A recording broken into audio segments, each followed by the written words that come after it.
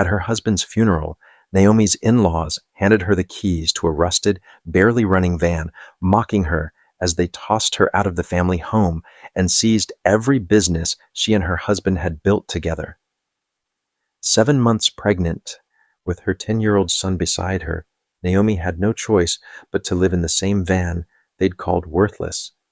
But one morning, as sunlight caught the corroded metal, she noticed a glimmer beneath the rust, a discovery that would turn her humiliation into the most astonishing triumph of her life. Before we begin, if this is your first time watching one of our stories, don't forget to hit that subscribe button. Your support helps us keep sharing powerful tales like this one. Stay with us till the end.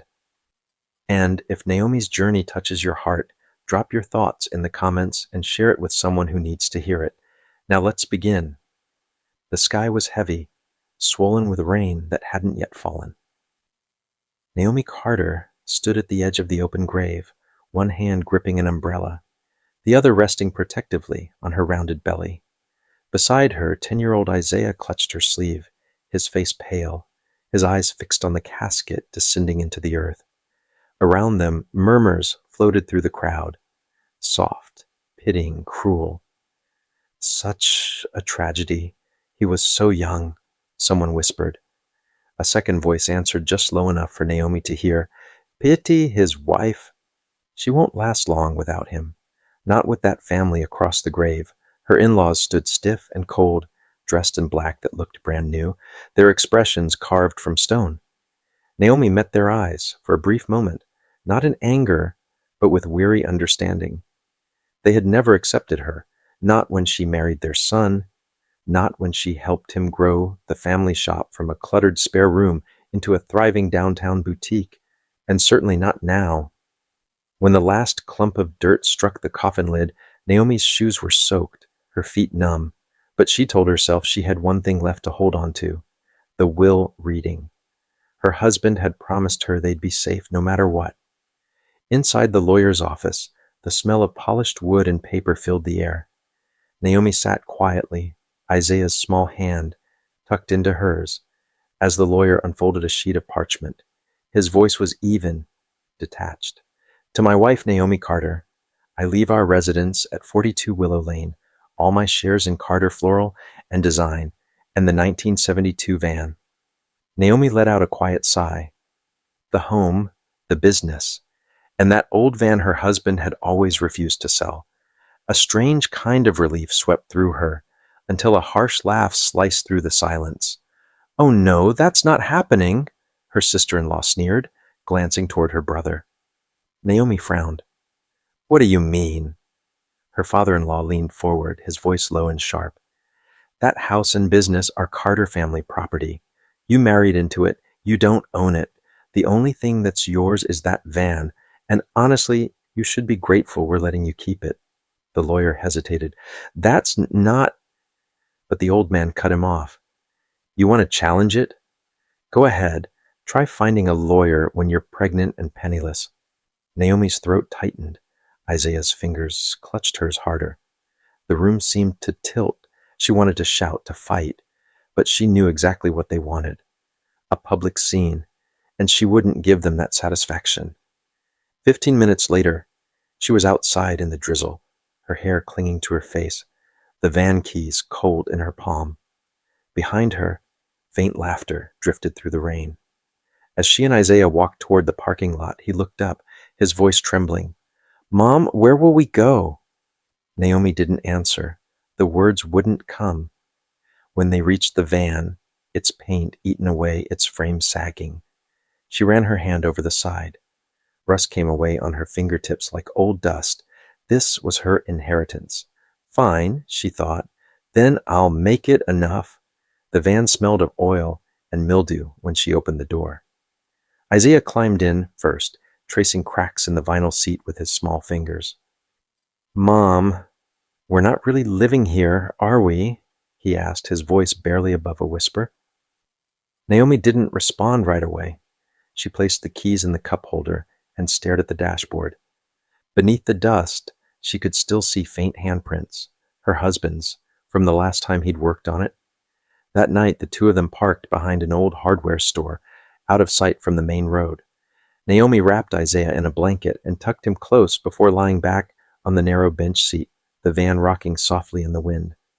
Outside, faint voices passed by. "That's the Carter widow, right? Heard her husband's family took everything."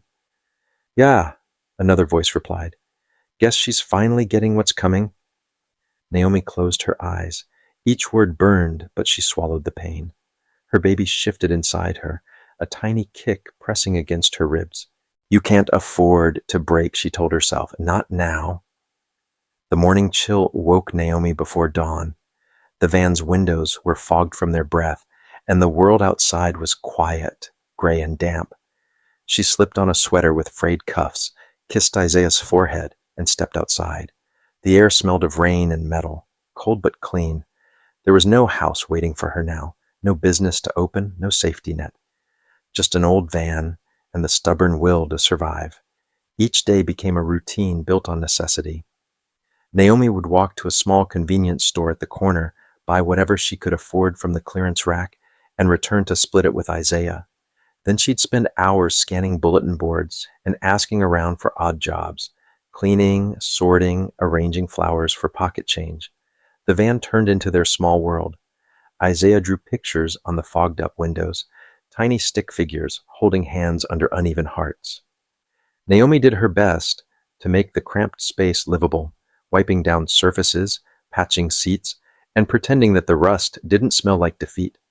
It was during one of those cleanings that something caught her eye. Near the rear door, her sponge snagged on a stubborn patch of rust. She pressed harder, the rough metal scraping her knuckles. A thin piece of flaking paint peeled away, revealing something unusual beneath. A warm shimmer that didn't look like steel. It was dull, yet glowing faintly in the muted light. Naomi frowned, rubbing her thumb over it. The texture was too smooth, too dense. She scraped at it again. More rust gave way, uncovering a sliver of yellow metal. For a second, she thought her eyes were deceiving her, but as sunlight slipped through the window and hit that spot, the color deepened into unmistakable gold. Her heart skipped, not wildly, but steadily, like it understood something her mind hadn't caught up to yet. Her husband's voice echoed in memory. "That van will take care of you if anything ever happens." She had always laughed it off, thinking it was just sentimental talk. But now, staring at the hidden gold, she realized he'd meant it literally. Naomi pressed her palm against the van's inner wall. It was heavier than it looked, solid, under her fingers. Slowly, the truth sank in. This wasn't just a rusted hunk of metal. It was a vault. She didn't jump or scream. Instead, she whispered under her breath, "Not yet," because this wasn't just luck. It was a secret, and secrets had to be protected. Over the next few days, Naomi kept living as if nothing had changed. She still looked for jobs, still cleaned, still tucked Isaiah in each night. But after he slept, she'd take a screwdriver and quietly chip away at a hidden corner of the van's interior. Inside the door panel, she found thin sheets of gold carefully fitted beneath layers of steel. Her husband must have hidden them there years ago, piece by piece. Naomi removed a narrow strip no wider than her finger, wrapped it in cloth, and tucked it inside her coat. The next morning, she took a long walk across town to a small pawn shop she remembered, a place where questions weren't asked if the money was good. The jeweler weighed the strip silently, his eyes widening before he nodded and slid a stack of bills across the counter. Naomi thanked him quietly and walked out, clutching the money like it might vanish if she blinked. That first sale fed them for weeks. Isaiah finally had warm meals, new shoes, and prenatal vitamins for the baby came next. For the first time in months, Naomi allowed herself to breathe. By the second piece she sold, she had enough to rent a small corner stall at a weekend market. It wasn't much, a folding table, a second-hand sign, and a few buckets of flowers she bought wholesale. But it was a start.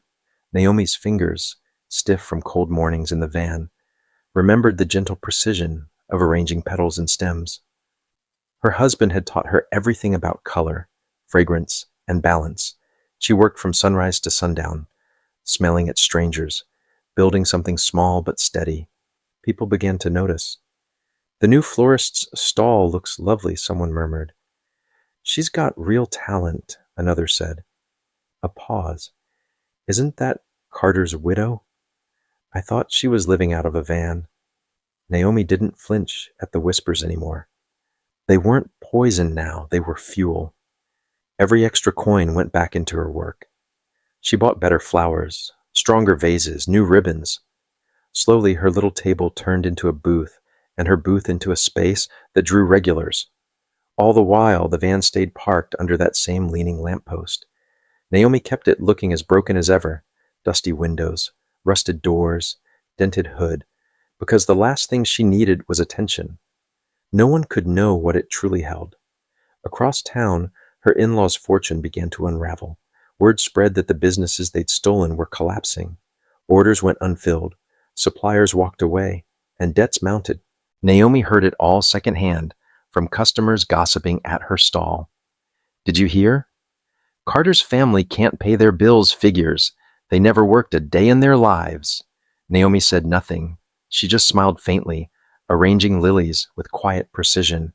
Every petal she placed felt like a piece of her life being rebuilt, softly, beautifully, and completely on her own terms.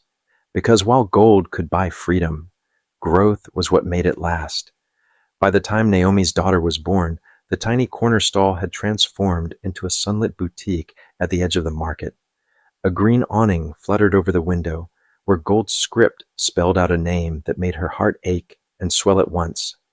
Isa and Rose, for the two children who had given her reason to keep fighting. Inside, the air was thick with the fragrance of lilies, peonies, and eucalyptus. The shelves were lined with delicate vases and ribbons, sunlight spilling across the flowers like blessing. Customers came not only for the blooms, but for Naomi herself. She had a way of making every person feel noticed, remembered, like they mattered. "Morning, Naomi," someone called as she wrapped a bouquet. She smiled. "Morning, dear." "Anniversary again?" The woman laughed softly. "You never forget." Naomi didn't tell anyone the secret behind her shop's gold-lettered sign, or the van still parked down the street. To most, it was just an old rusted thing, a relic from her past, and that's exactly how she wanted it. Meanwhile, the Carter family name had begun to fade. The empire her in-laws stole was crumbling fast. The newspaper headlines said it all. Carter Floral Chain declares bankruptcy. Family estate listed for immediate sale. Naomi read the news quietly at her counter, her newborn asleep in a wicker basket beside her. There was no smile, no gloating, only a calm exhale that felt like peace. Justice didn't need applause. Sometimes it just needed time. One late afternoon, the shop door creaked open. Naomi looked up to see a familiar face she hadn't expected to ever see again. Her father-in-law stood in the doorway, thinner than she remembered, his once proud posture slightly bent. His suit was frayed at the elbows, his shoes dull. Behind him, her sister-in-law followed, her expression uncertain, her confidence stripped bare. "Naomi," the old man began, his voice lower, almost trembling. "We've hit a difficult stretch. The house is gone. The business, too. We just need a place to stay for a while." Naomi kept her hands busy, tucking eucalyptus into a bride's bouquet. The silver-green leaves brushed gently against her fingers. She didn't look up until the bow was tied. "I remember," she said softly, "the day you told me the van was all I deserved, that my children and I deserve nothing." Her sister-in-law's gaze darted to the golden letters on the shop window, then to the gold-plated pen Naomi used to write receipts. For a brief moment, realization flickered in her eyes. The cruel irony of it all. Naomi handed the finished bouquet to the waiting bride and turned back to them with steady calm. "I'm sorry," she said, her voice kind but firm. "I don't have room. Some spaces are too small to carry the weight of those who once tried to break them." The silence that followed was heavier than any words. Her in-laws turned and left without another sound. The bell above the door chimed softly behind them, a single, clear note of closure. Naomi stood there for a moment, breathing in the faint scent of roses and eucalyptus. It wasn't victory, she felt, not revenge. It was release. Evening light poured through the window, washing the shop in golden hues. Isaiah sat nearby, sketching flowers in a notebook, while her baby slept peacefully in her basket. Naomi's gaze drifted out the window to where the old van still sat beneath its leaning lamppost. It looked the same as always, rusted, tired, forgotten by the world. No one walking by would ever guess that its corroded panels had once held enough gold to rebuild her life. But Naomi knew the truth. That van hadn't just given her wealth. It had given her a choice. To rebuild, to forgive, to bloom again. Sometimes she imagined her husband standing by the door, watching her with quiet pride, his hands folded the way he always did when he was content. Maybe he'd known exactly what he was doing when he left her that worthless van. Maybe it wasn't a test of luck, but of strength. Naomi brushed a fallen petal from the counter, the motion calm, almost reverent. Around her, the shop glowed softly in the setting sun. She didn't need a mansion, or the Carter name, or the approval of anyone who once doubted her. She had something deeper: roots, love, and peace. When customers asked about the old van, she always smiled. "It's just part of the story," she'd say, because the truth was simple. Gold could hide in the ugliest places, and sometimes the people who laugh at your worth are the ones who unknowingly hand you the key to your own freedom. So if Naomi's journey moved you today, don't scroll away. Hit that like button, subscribe, and share this story with someone who needs a reminder that even in rust and ruin, there can be treasure, and in heartbreak, there can be rebirth.